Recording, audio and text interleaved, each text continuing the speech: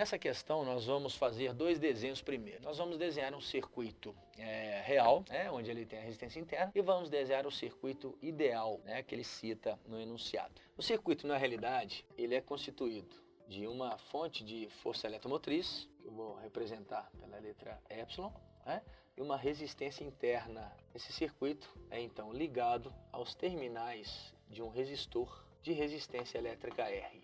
Ele vai gerar uma corrente elétrica circulando por ele, que eu vou chamar de I interno, fazendo referência à resistência interna do circuito. O outro circuito, considerado ideal, poderia ser desenhado da seguinte forma. O circuito ideal, a diferença dele é que ele não possui resistência interna, portanto ele não dissipa energia no gerador. Toda a diferença de potencial gerada por ele é entregue ao resistor R, quer dizer, ao seu equipamento. Logo, toda a energia produzida por ele é aproveitada pelo equipamento. Portanto, o circuito ideal pode ser representado dessa forma, onde aqui temos o resistor R, de resistência R, e aqui a força eletromotriz, que é a diferença de potencial gerada por ele. A corrente elétrica que vai circular por esse circuito, vou chamar de I, simplesmente I, certo? Muito bem. De acordo com o enunciado, ele observa que a corrente elétrica medida corresponde, no caso no circuito real, a 90% daquela que imaginava obter caso a bateria fosse ideal, isto é, com resistência interna nula. Então, de acordo com o enunciado da questão,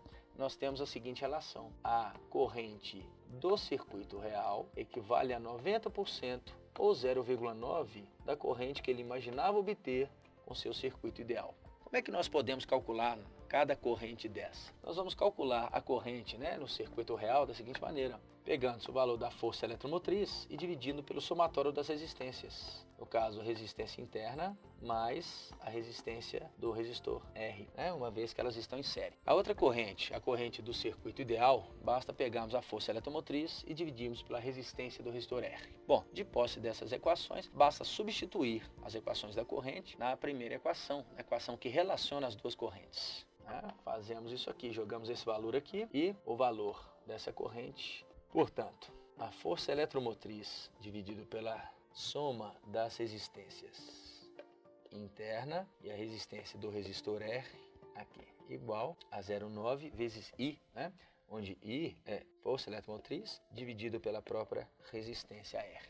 Bom, já de uma vez cortamos aqui o valor das forças eletromotrizes. Nesse caso, a gente vai multiplicar cruzado, onde nós teríamos R de um lado e do outro lado 0,9 vezes a soma das resistências. Portanto, já colocando de uma vez, 0,9 vezes a resistência interna mais 0,9 vezes a resistência R.